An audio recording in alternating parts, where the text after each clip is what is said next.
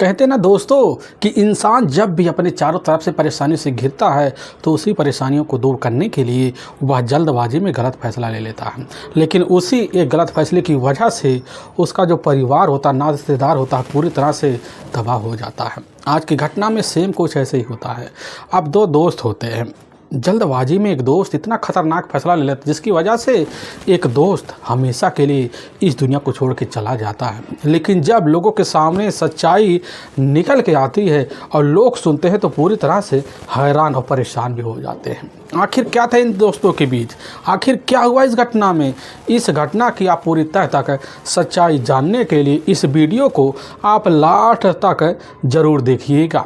नमस्कार दोस्तों, मैं प्रदीप कुमार आपको इस टेढ़ी बात चैनल पर मैं स्वागत करता हूं। दोस्तों आज की यह जो सच्ची घटना है, यह घटना सुनाने से पहले मैं आपसे एक छोटा सा रिक्वेस्ट करना चाहता हूं, क्योंकि आप अगर इस चैनल पर नए हो और पहली बार आए हुए हो तो एक बार जाकर अपने इन्हीं प्यारे हाथों से आप इस चैनल को लाइक और सब्सक्राइब और शेयर ज़रूर करें, और साथ में एक बार अपना नाम भी आज कमेंट बॉक्स में ज़रूर डाल दीजिएगा ताकि आपका नाम कल की वीडियो में हम जगह सहित ले पाएँ। दोस्तों आज की यह जो सच्ची घटना है, यह घटना है ठीक है उत्तराखंड प्रदेश, और उसी में ही जाना माना एक देहरादून शहर पड़ता है, और ठीक उसी के अंतर्गत एक रजपुरा थाना लगता है, और ठीक उसी के अंतर्गत इधर ग्रीन बिहार एक कॉलोनी पड़ता है। अब उसी कॉलोनी में एक कोठी होता, आलीशान कोठी होता है। उस कोठी के जो मालिक होते हैं वह मौके पर उनका पूरा परिवार विदेश रहा करता था। लेकिन उसी कोठी में अब एक नए किराएदार होते हैं जिनका नाम ज्ञानेंद्र वर्मा होता है।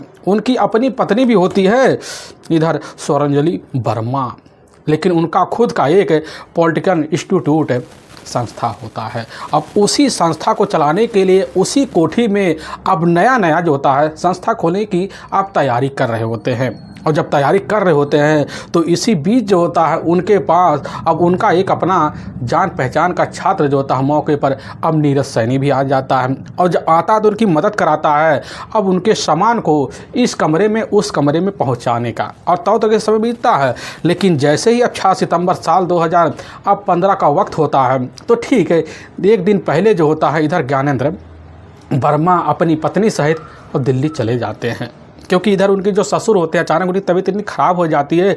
अब शाम के लगभग आसपास के टाइम तो वापस लौटते हैं, और लगभग 1:30 बजे के आसपास इधर 6 और 5 सितंबर के बीच अपने घर में दाखिल होते हैं। लेकिन जैसे ही अब सुबह का टाइम होता है तो उसी वक्त जो होता है उस कोठी की अब जो नौकरानी होती, कामबाई होती है मौके पर मुन्नू, अब वह पहुंचती है। सुबह के टाइम पहुंचने के बाद सोचती है कि अब जो होता है यहाँ से जल्दी अपनी साफ़ सफाई करके दूसरी कोठी में चला जाए, और मुन्नू आवाज़ मारती लेकिन अंदर से कोई रिस्पॉन्स नहीं आता है। और तभी मुन्नू देवी जो होती है उसी वक्त अब उस कोठी की मौके पर जो किराएदारिन होती है इधर जाकर स्वरंजलि के मोबाइल पर कॉल कर देती है। और सुबह का टाइम होता है, सुबह के टाइम में अब एक नंबर को देखकर स्वरंजलि वर्मा जो होती है उसी समय सोच में पड़ जाती हैं कि आखिर हमारे पास जो होता है किसका नंबर आ रहा है। लेकिन जब बड़े ध्यान से देखते तो नंबर पहचान कर मुन्नू देवी कामबाई का है, और फ़ोन को रिसीव करते तो पता चलता है कि आगे वाला जो गेट है वह गेट बंद है, और इधर नीरज जो मौके पर है उस कमरे में वह भी आवाज़ नहीं सुन पा रहा है। तो स्वरंजलि जो होती है ऊपर से आती बालकनी से आवाज़ लगाती है कि नीरज बेटा अब जाकर तुम दरवाज़ा खोल दो। लेकिन अंदर से नीरज के कमरे में से कोई रिस्पॉन्स नहीं आता है। लेकिन इधर स्वरंजलि अब जो होती है तुरंत नीचे उतरती हैं और कमरे के पास पहुंचती तो वहां से नीरज को आवाज़ लगाती है, लेकिन नीरज के कानों में तनिक जो भी नहीं पहुंचता है। बार बार आवाज़ लगाती है, उसके मोबाइल पर कॉल करती है, लेकिन तब भी मोबाइल रिसीव नहीं होता है। और स्वरंजलि जो होती है ठीक अब सोचती है कि ठीक इसके पीछे एक दरवाज़ा है वहाँ से खोला जाए, और स्वरंजलि और वह नौकरानी जो होती है साथ जाती है पीछे दरवाजे जैसे पहुँचती है तो दरवाजे पर हाथ मारती दरवाज़ा खुल जाता है। अंदर पहुँचती है, देखती है कि जो बेड है उसी बेड पर नीरज सैनी जो पूरी तरह से खून से लथपथ अवस्था में पड़ा हुआ है। स्वरंजलि वर्मा इसकी जो सूचना होता है अपने पति को देती है। उनके जो पति होते हैं मौके पर गहरी निद्रा में सोए हुए होते हैं ज्ञानेंद्र वर्मा, और जैसी खबर पाते हैं उठने के बाद अपनी पत्नी के साथ जो होता है नीरज के ही उस कमरे में पहुंचते जहाँ मौके पर नीरज सिर्फ 2 दिन के लिए ठहरा होता है। लेकिन जैसे ही देखते हैं दोनों वहीं चीख पड़ती। अब इस चीख की जो आवाज़ होती है मौके पर काफ़ी लोगों के कानों में पहुंच जाती, पूरे इलाके में तौर तरीके से लोगों के कानों में जब पहुंचती है तो लोग उस कोठी में इकट्ठा होना शुरू हो जाते हैं। अब इसी बीच इसकी जो सूचना होता है वहाँ के एक व्यक्ति के द्वारा अब रजपुरा थाने में दे दिया जाता है और रजपुरा के थाना प्रभारी इधर पंकज पोखरियाल होते हैं। जैसी खबर पाते हैं तो अपने दल बल टीम को लेते हैं और चंद मिनट के अंदर अब उस कोठी में पहुंचते हैं और जैसे अंदर दाखिल होते देखते नीरज सैनी पूरी तरह से खून से लथपथ अवस्था में अब पड़ा होता है। पुलिस की टीम कमरे के निरीक्षण तक करती है तो पता चलता वहां से कुछ दूर पर एक तावा होता है जिसका मुठिया अब टूटा होता, तावा पूरी तरह से खून से लथपथ होता है। एक प्रेशर कुकर का ढक्कन होता है जिसका कुकर का ढक्कन जो होता है वह भी आधा खून से लथपथ होता है और पास जो होता है एक नुकीलेदार तेजधार हथियार भी पड़ा होता है, वह भी टूटा होता है। पुलिस की टीम समझ जाती कि बस करो, हत्यारा जो भी होगा वह बहुत बुरी मकसद से नीरज की हत्या की है। अब इस तरह की तौर तरीके करने के बाद पुलिस की जो टीम होती है उसी वक्त डॉग स्क्वाड की टीम को बुलाती है। डॉग स्क्वाड की टीम आती है, फोरेंसिक टीम पहुंचती है, अपने हिसाब से निरीक्षण करती है। डॉग स्क्वाड की टीम में खोजी जो कुतिया होती है वह कुतिया नीरज के इर्द गिर्द मंडराना शुरू कर देती है। मंडराने के बाद ठीक पीछे वाले दरवाजे के पास जाती है, लेकिन जब वहाँ पहुँचती तो वहाँ कुछ पुलिसकर्मी देखते हैं कि जो दीवार होता है उसी दीवार पर भी काफ़ी सारे खून के अब धब्बे लगे हुए हैं। इंस्पेक्टर साहब जब पहुँचते हैं देखते हैं उनको भी अंदाजा होने लग जाता है कि बस करो, हत्यारा जो भी होगा वह पीछे वाले दरवाजे से हत्या करने के बाद फरार हुआ होगा। यही दीवार नाग के वहाँ के थाना प्रभारी पंकज पोखरियाल जो होते हैं उसी समय इस घटना को काफ़ी मंजर तरीके से देखते हैं। तब तक निरीक्षण करते हैं। निरीक्षण करने के बाद वहाँ पर क्राइम ब्रांच की टीम भी पहुंच जाती है। अपने हिसाब से तौर तरीके से वहां खड़े लोगों से पूछताछ किया जाता है, लेकिन सामने ज्ञानेंद्र वर्मा होते हैं। अब उनसे जब पूछताछ किया जाता है पता चलता है कि उनका अपना खुद का जो एक पोल्ट्री इंस्टीट्यूट है जो उसे शुरू करने के लिए अब संस्था के तौर पर उसी कोठी में मौके पर नव निर्माण करा रहे होते हैं। लेकिन जो नीरज होता है, नीरज उनका एक अपना जाना माना खास छात्र होता है जो ठीक उत्तर प्रदेश को जाना माना जिला पड़ता है मुरादाबाद, और मुरादाबाद के ही इधर रेलवे क्रॉसिंग होता है। प्रकाश नगर का ही रहने वाला होता है जो ज्ञानेंद्र वर्मा के पास लगभग 3 साल तक ही उनके संस्था में रहकर इलेक्ट्रीशियन का डिप्लोमा किया हुआ था। अब उसी का प्रमाण पत्र लेने के लिए जो होता है ठीक उनके पास आया हुआ था। अब वहाँ रुकने के लिए उसको वहाँ मौके पर ज्ञानेंद्र वर्मा के द्वारा पता चलता है। ज्ञानेंद्र वर्मा क्योंकि अपने ससुर की देखभाल के लिए दिल्ली चले गए हुए थे, जिसकी वजह से ज्ञानेंद्र वर्मा को उस रूम में ठहरना पड़ा। और ज्ञानेंद्र वर्मा से जब पूछने लग जाते कि आखिर जो तो है नीरज का किसी के साथ क्या दुश्मनी है, तो ज्ञानेंद्र वर्मा काफ़ी सोच विचार के कहने लग जाते कि साहब नीरज ने हमारे पास शाम के टाइम ही कॉल किया था। कहने लग जाता कि हमारे पास हमारे अपने मामा का लड़का आया हुआ है और वही ठहरा हुआ है और कुछ काम है और वह सुबह के चला जाएगा। हम बोल देते भरोसे की वजह से कि ठीक है कोई बात नहीं, तुम भी साथ रहो वो भी साथ रहे, लेकिन हम हो सकता है रात में अब 1 से 2 बजे के बीच में आ जाए। लेकिन साहब हम जो था लगभग 1:30 बजे के आसपास अपने कोठे में जब पहुंचते हैं, पहुंचने के बाद अब दरवाज़ा हो जाता है, अब नीरज खोल देता है। फिर उसी के साथ अंदर जाते अपनी पत्नी को अपने कमरे में ले जाते हैं। फिर वहाँ हम खुद जाकर किचन में खिचड़ी बनाने लग जाते हैं और साथ में साहब नीरज भी होता है। लेकिन नीरज के सामने हमारी जो बात होती है तो तरीके से एक इंसानों वाली होती है, लेकिन हमें नहीं लग रहा कि साहब उसके साथ जो होता है उसका कोई अपना करीबी हितकारी इस तरह काम कर सकता है। और पुलिस की टीम में यही मनसा बैठ जाती है कि बस करो, हो सकता है उसके मामा के बेटे का इसमें पूरी तरह से हाथ है, क्योंकि मेन गेट का इधर जो ताला होता है वह ताला की जो चाबी होता है सिर्फ नीरज के हाथ में होता है। और घटना के अंजाम के बाद जो होता है अब मेन गेट भी बंद होता है और पीछे वाला जो गेट होता है वह गेट खुला होता है। उसकी समझ जाती कि बस करो उसके मामा का ही लड़का होगा जो इस घटना को अंजाम दिया होगा। पुलिस की टीम आनर फान में बॉडी का वही पंचनामा भरती है और उठाकर अपने ही नज़दीकी जो सरकारी अस्पताल होता है उस अस्पताल में इधर नीरज सैनी की बॉडी को पोस्टमार्टम के लिए भेजवा देती है। और पुलिस की टीम अब यह जानना चाहती है, इसीलिए पुलिस की जो टीम होती है अब नीरज के मोबाइल नंबर के हिसाब से जांच पड़ताल करना शुरू कर देती है। तो एक टीम जो होता है अब नीरज के मामा के इधर घर पहुंच जाती है, लेकिन पता चलता नीरज के मामा का जो लड़का होता है मौके पर वह तो शहर पढ़ाई करता है, लेकिन पुलिस की टीम वहां अपने हिसाब से खाली हाथ ही लौट आती है। अब इसीलिए पुलिस की टीम जो होती है नीरज के मोबाइल नंबर का पूरा CDR डिटेल निकाल लेती है। उसी में एक अनजान नंबर दिखाई देता है। तो ठीक अब मुरादाबाद के ही इधर प्रकाश नगर का ही होता है। पुलिस की टीम का शंका और बढ़ जाता है कि ठीक इधर नीरज सैनी भी प्रकाश नगर का रहने वाला है और दूसरे का मोबाइल नंबर भी प्रकाश नगर का ही है।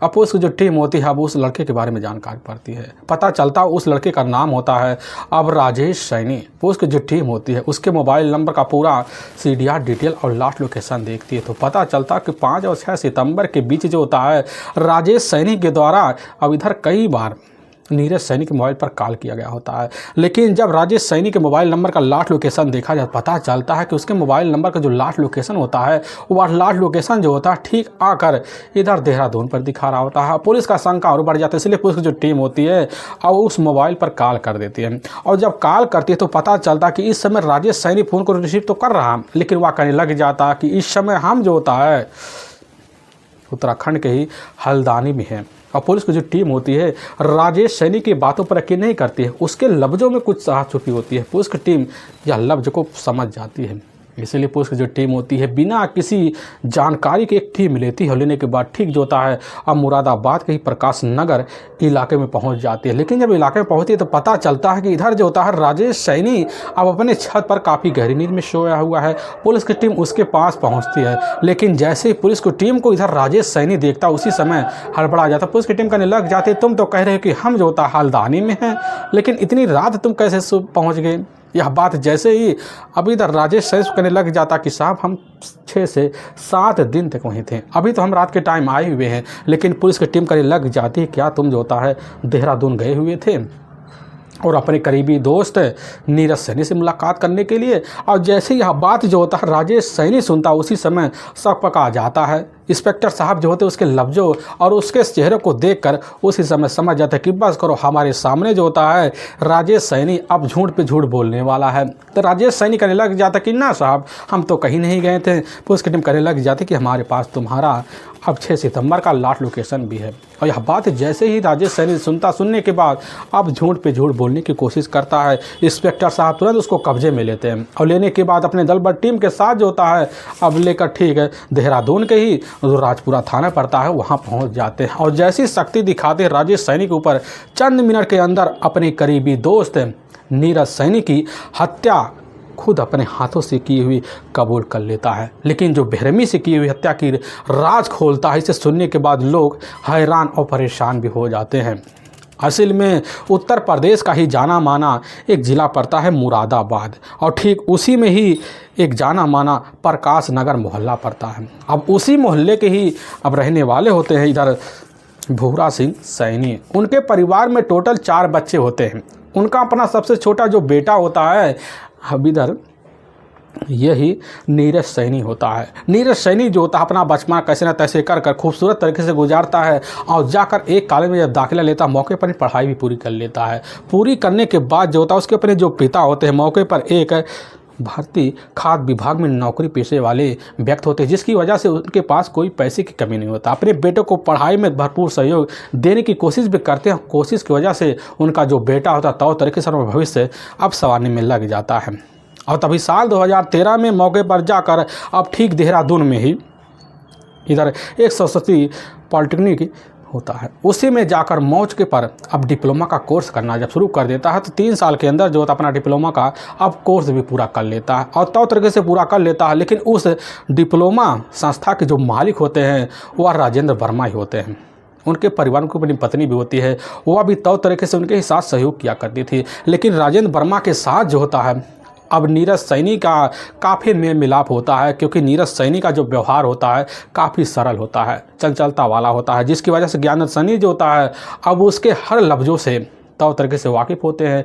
इधर धीरे धीरे नीरज सैनी का अब ज्ञानेंद्र वर्मा के घर भी आना जाना बन जाता है और ज्ञानेंद्र वर्मा का जो होता है नीरज सैनी के घर भी आना जाना बन जाता है। दोनों को बराबर एक दूसरे के घर जो होता है इस तरह आना जाना बढ़ता है कि दोनों एक दूसरे से जान पहचान तक बना लेते हैं।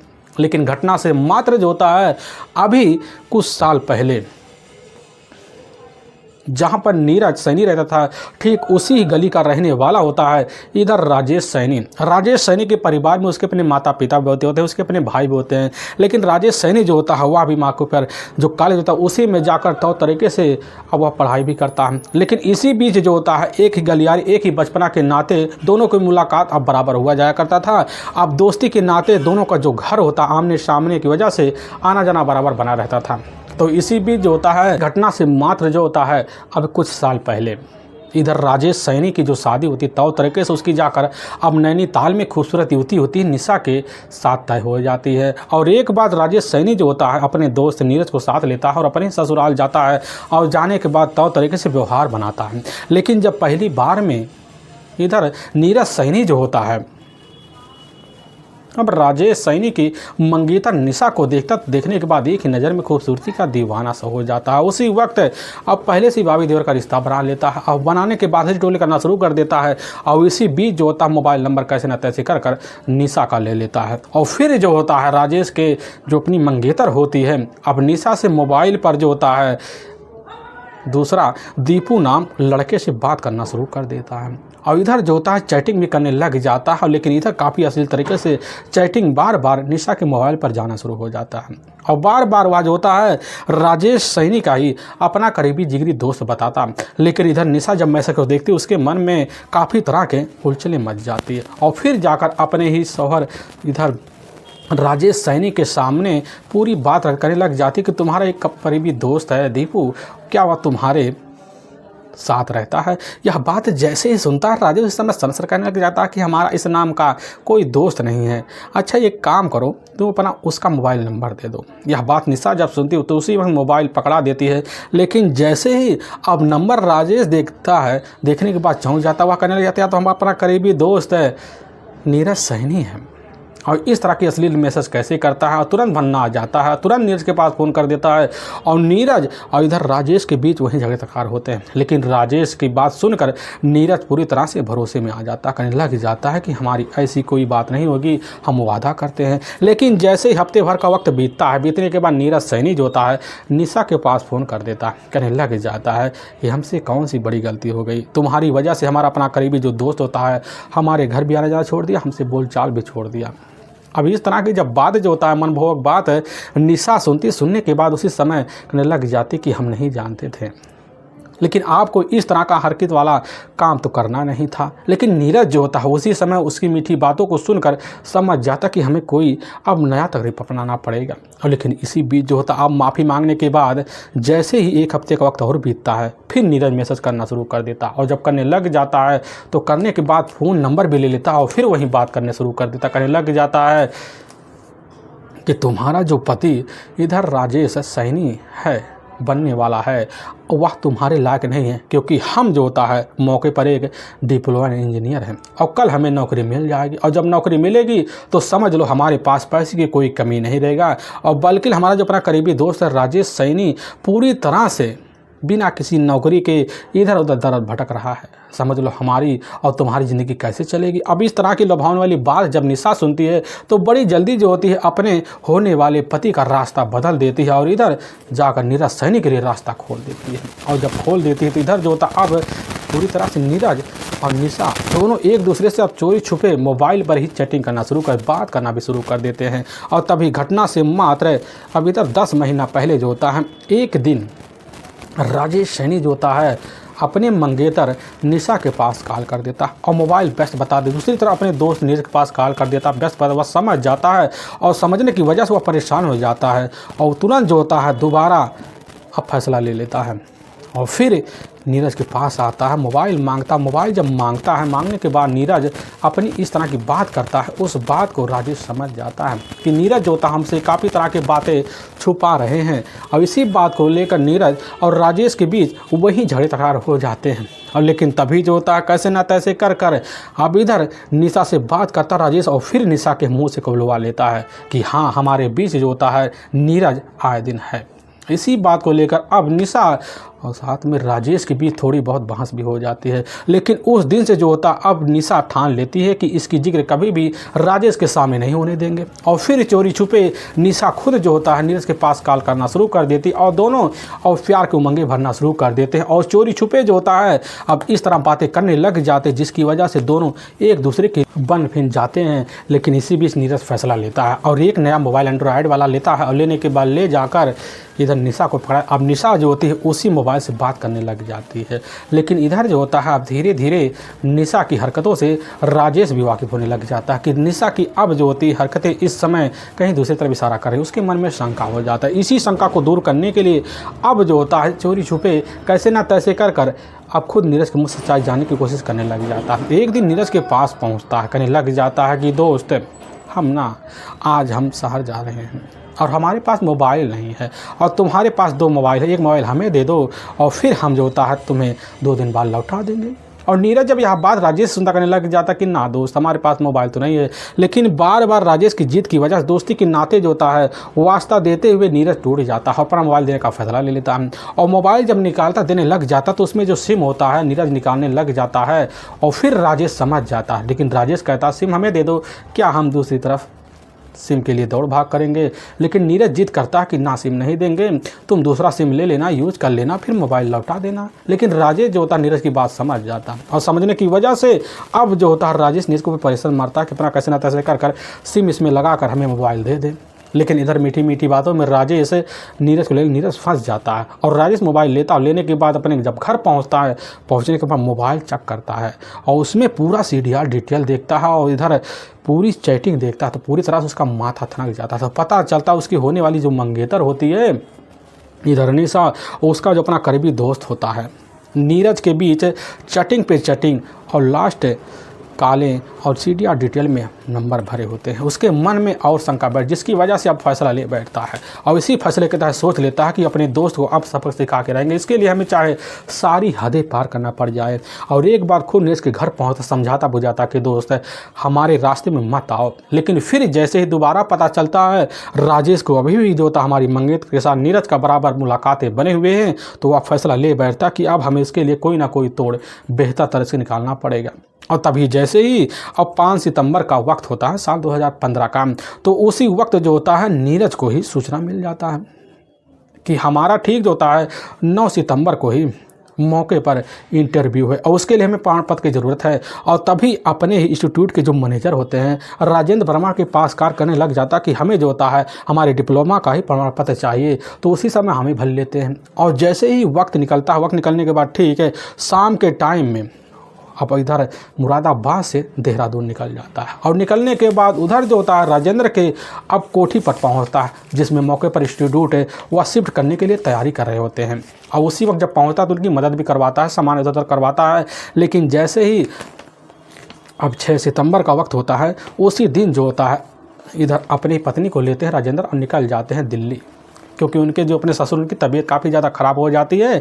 और शाम का टाइम है, शाम के टाइम में दूसरी तरफ जो होता है राजेश सोच लेता है कि अब हमें मौका तो देखना पड़ेगा और तभी फैसला लेता है और ठीक जो होता है मुरादाबाद से हुआ भी देहरादून पहुंच जाता है। वहीं से कॉल करता है, कहने लग जाता है कि दोस्त नीरज इस समय तुम हो कहाँ, क्योंकि हम देहरादून आए हुए हैं, हमें कहीं दूर जाना, हम सोच रहे तुम्हारे पास रुक जाएं। लेकिन नीरज जो होता कहने लग जाता है कि हम बहुत व्यस्त हैं, हम जो होता है तुम्हारे लिए मौका नहीं निकाल पाएंगे। लेकिन राजेश समझ जाता है कि बस करो, अब नीरज हमसे दूरी बनाने की कोशिश कर। लेकिन राजेश के मन में कुछ और होता, कहने लग जाता है कि दोस्ती के नाते हम तुम्हारे कमरे पर आना चाहते हो, तुम हमें मना कर रहे हो। हम जब पढ़ाई कर रहे थे तो हम तुमको बुलाते थे और तुम कहते थे तुरंत चले आते थे, अब हमें भगा रहे हो। लेकिन इस तरह की जब बात जो होता है नीरज सुनता है उसी समय हमें बल लेता है और इधर राजेश तुरंत करने लग जाता कि हम घंटा घर खड़े हुए हैं। और नीरज ऑटो लेकर पहुँचता, वहीं से बैठा था। बैठाने के बाद ठीक जो होता है बिना टाइम गंवाए अब ग्रीन बिहार कॉलोनी लेकर पहुंच जाता, कोठी में जाता है। जाने के बाद जो होता शाम का जैसे टाइम होता है तो उसी वक्त वहाँ पैक पे पैक जो होता है राजेश और नीरज लगाने लग जाते हैं। लेकिन लगाते लगाते जब नशे में बेसुध हो जाते हैं इधर नीरज जो होता है उसी वक्त मुस्कुराते हुए लफ्ज़ में कहने लग जाता कि दोस्त अपनी जो ज़िंदगी है मौज में चल रही है, तुम्हारी ज़िंदगी क्यों मौज में नहीं चल। इस तरह की जब बात राजेश सुनता उसी समय भन्ना आ जाता है और भन्नाने के बाद सोच लेता है कि आज हम घर में रहकर नीरज का तो पूरी तरह से तमाम रास्ता कर देंगे। यही बात सोच साज कर मौका तो ढूंढता है। लेकिन रात का जैसे अब 1:30 बजे के आसपास का टाइम होता है तो उसी वक्त इधर पोलिटिक्स इंस्टीट्यूट के जो मौके पर मालिक होते हैं राजेंद्र वर्मा अपनी पत्नी के सहित पहुंच जाते हैं और दरवाजे पर खुद नीरज पहुंचता, वहां गेट खोलता है और इधर राजेंद्र के साथ जो होता है उनके ही ऊपर वाले मंजिल में जाता, फिर किचन में वहां साथ रहकर उनके मिलकर खिचड़ी बनवा लेता है, फिर खाता है, फिर अपने ही कमरे में आता है और फिर जैसे ही मौके पर पहुँचने के कगार पर होता, लेकिन उससे पहले इधर राजेश जो होता नीरज का मोबाइल लेकर सारे डिटेल और चेक कर लेता। पता चलता कि अभी भी हमारी इधर होने वाली मंगेतर निशा के बीच बात हुई। उसी समय फैसला लेता है, लेकिन जैसे रात का 2 बजे के आसपास का टाइम होता है, इधर राजेश देखता नीरज पूरी तरह से गहरी निद्रा में सो चुका है और किचन में जाता, वहाँ से एक तावा लेता। उसी तावे से अब जो होता नीरज के सर पर एक के बाद एक प्रहार करता है, लेकिन तावा का जो मुठिया होता वह अलग हो जाता और फिर जाता किचन में, वहाँ से प्रेशर कुकर का अब ढक्कन लेकर पहुँचता, फिर उससे प्रहार करता। हुआ भी टेढ़ा हो जाता, लेकिन पास पड़ा हुआ एक नुकीले धार के तेज धार हथियार उसको लेता, फिर उसी से प्रहार करता, जिसके बाद नीरज अब जो होता है इस दुनिया को छोड़ के चला जाता है। पूरे मामले को तौर तरीके से अब सुलझाने के लिए वहीं पर राजेश सैनी जो होता सोच बैठता है कि इस घटना में हमारा नाम कतई नहीं आएगा, क्योंकि इधर जो होता है काफ़ी घंटे पहले नीरज फ़ोन करके राजेंद्र को जानकारी दे चुका था हमारे घर हमारे मामा का लड़का आया हुआ वहाँ, और लेकिन यह चाल जो होता है खुद राजेश का ही होता है कि तुम फ़ोन करके कहो हम तुम्हारे मामा के लड़के हैं। अब इधर पूरी तरह से अपने चाल अपने प्लान को कामयाब देखते हुए राजेश सैनी समझ जाता है और फिर किचन में जाता है। जाने के बाद तौर तरीके से वहाँ सोचता है क्या प्लान बनाया जाए, और फिर वॉशरूम जाता है, वहाँ अपने कपड़े बदलता है। बदलने के बाद जो होता है एक पॉलीथीन लेता है, उसी में रखता है, फिर बाहर निकलता है और फिर जो होता है वहाँ से बस स्टैंड पहुँच जाता है। बस स्टैंड के बाद सीधा का सीधा देहरादून से निकल कर द्वार पहुँच जाता, फिर वहाँ से रात के ही टाइम में जो होता है निकलता है, फिर सुबह के टाइम अपने घर पहुंच जाता है। लेकिन घर वालों से कहने लग जाता कि मंदिर गए थे, वहाँ में रात हो गई, इसीलिए अब सुबह हम पहुंच रहे हैं। और लेकिन सुबह के जैसे टाइम होता 7 सितंबर का, उसी वक्त पुलिस पहुंचती सुबह के टाइम पर, छत से ही धर दबोचती और सारा मामला थाने में खुद राजेश सैनी कबूल कर लेता। लेकिन जो सच्चाई रहता सुनने के बाद लोगों के कलेजे भी थर्रा जाते। पुलिस की जो टीम होती है राजेश सैनी को अपने कब्जे में लेती है और ले जाती वहाँ के कोर्ट में पेश कर देती है, और कोर्ट में राजेश सैनी के ऊपर काफ़ी गंभीर धारा मुकदमा दर्ज करके ले जाकर हमेशा हमेशा के लिए जेल सलाखों के पीछे डाल दिया जाता है। दोस्तों, हमें इस घटना का सुनाने का जो उद्देश्य है किसी के दिल को ठेस पहुँचाना नहीं है, बल्कि आपको यह बताना कि आप जहाँ भी रहें आप सावधान और सतर्क जरूर रहें। दोस्तों, हमारे कुछ ऐसे व्यूअर हैं जो हमारे वीडियो को लगातार वॉच करते हैं। इसमें बड़े ही प्यारे व्यूअर हैं जंग बहादुर जो छत्तीसगढ़ के रहने वाले हैं, इधर अमीराम वर्मा म्यांमार के रहने वाले हैं, जनार्दन पांडे उत्तर प्रदेश आजमगढ़ के रहने वाले हैं, सुंदरलाल सहियावर मध्य प्रदेश छतरपुर के रहने वाले हैं, इधर साहब सिंह बिजनौर के ही सुलेमपुर एक गांव पड़ता वहाँ के रहने वाले, ओम प्रकाश बालाघाट मध्य प्रदेश के रहने वाले हैं, दिलीप कुमार उत्तर प्रदेश कानपुर के रहने वाले हैं। इन सभी व्यूअर का हम तहे दिल से शुक्रगुजार रहेंगे और फिर मिलेंगे एक नए वीडियो के साथ। तब तक के लिए जय हिंद और जय भारत।